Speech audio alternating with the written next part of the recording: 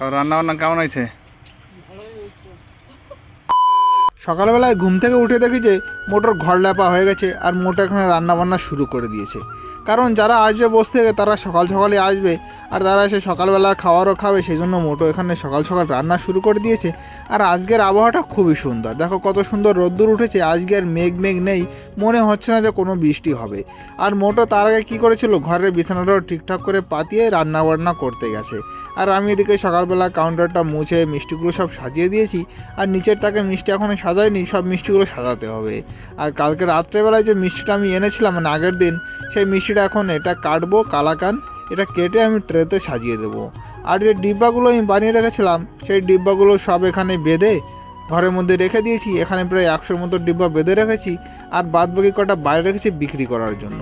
তো বস্তি থেকে যাদের আসার কথা ছিল তারা তো চলে এসেছে। তারা হচ্ছে কি আমার পিসি, দিদি এবং বৌদি। তো তারা এসে খাওয়া দাওয়া করেছে সকালবেলার। আর তারপরে আমার মোটো, দিদি, বৌদি তিনজন গেছে একটু পার্লারের পাশে যে ঘরটা সেই ঘরে পার্লার আছে।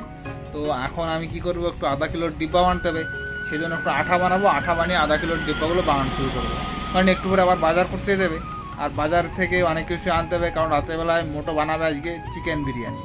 আর তারপর আমি এখানে আঠাটা বানানোর পরে ডিব্বা বানাতে বসে পড়েছি। আর আধা কিলোর ডিব্বাটাও কিন্তু সেই একইভাবে বানাতে হয়, কিন্তু আধা কিলোর ডিব্বাটা বানাতে একটু কষ্ট হয়ে যায়, কারণ ছোটো তো। 1 কিলোর ডিব্বাগুলো বানাতে খুবই সুবিধা হয় আমার। আর তার মাঝে দেখি একটু মেঘ মেঘ হয়েছে আর হঠাৎ করে বৃষ্টিও শুরু হয়ে গেছে। তবে মেঘে বেশি ডাকাডাকি করেনি, ভাবিনি যে বৃষ্টি হবে। হালকা পরিমাণে বৃষ্টি হচ্ছে, তাই দিদি একটু মাঠে নেমেও আবার দৌড়ে চলে আসলো। আর বৃষ্টিটা থামার পরে আমি গিয়েছিলাম একটু ফুল আনতে, কারণ মোটো স্নান করে পুজো দেবে। আর এইগুলো কী ফুল তোমরা যদি কেউ জেনে থাকো তাহলে অবশ্যই আমাকে কমেন্টস করে জানিও। আর ফুলগুলো আনার পরপরই আমি যাব এখন বাজারে, তাই বাজারের উদ্দেশ্যে বেরিয়ে পড়েছি। আর দেখো আমি বাজারে এসেছি মুরগি নিতে, আর 1 কিলোমিটার দূরে আসতে হয়, কারণ আমার বাজার থেকে আমি নিই না। এই দোকান থেকে নিলে আমি ইচ্ছামতো মাংস নিতে পারি, যদি হাড়ালা চাই হাড়ালা দেয়, আর 20 টাকা কেজিতে কমও নেয়। আর তারপরে বাজার থেকে সব কিছু নিয়ে এসেছি। এখানে এনেছি একটা বিরিয়ানি মশলা, এখানে এনেছি 1 কিলো 250 গ্রাম চাল, 2টো বিরিয়ানির গোটা মশলা এনেছি চালে দেওয়ার জন্য। আর এখানে টমেটো, পেঁয়াজ, আলু, আর এখানে আছে মাংস 1 কেজি 750 গ্রাম। 7 জন মানুষের জন্য মনে হয় যথেষ্ট হয়ে যাবে। আর তারপরে মোটো এখানে রান্না শুরু করে দিয়েছে। বৌদি এখানে চেয়ারে বসে আছে আর এই পাশে পিসি বসে আছে আর দিদি ঘরের মধ্যে শুয়ে আছে। আর রান্নাবান্নার মোটর করা হয়ে গেছে আর আমি সব কিছু দমেও দিয়ে দিয়েছি, মানে বিরিয়ানিটা দমে দিয়ে দিয়েছি। আর বাদ বাকি কড়াইতে ওইটুকু মাংস বেঁচে আছে। তারপরে সবাই এখানে দেখো খেতে বসে পড়েছে, যেহেতু পিসিরা সকাল সকাল বাড়ি চলে যাবে সেই জন্য সকাল সকালই খেতে বসে পড়েছে।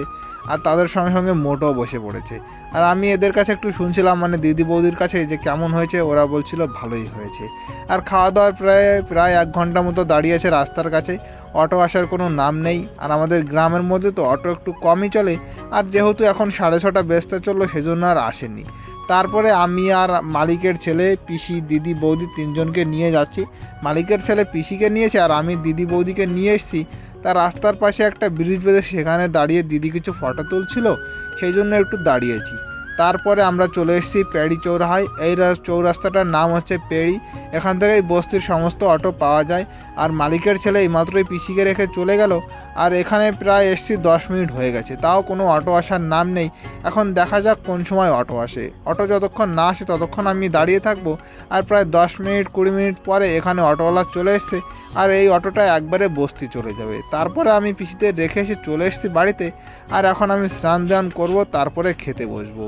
আর বিরিয়ানিটা দেখো গামলার মধ্যে মোটর ঢেকে রেখেছে। আর দাদা পিসমশাইয়ের জন্য অল্প পরিমাণে পাঠিয়ে দিয়েছি, বেশি পাঠাতে পারিনি কারণ বেশি ছিল না। স্নান দান করে আমি খেতে বসে পড়েছি। সকালবেলা খেয়েছি আর এখন বাজে প্রায় 8:30।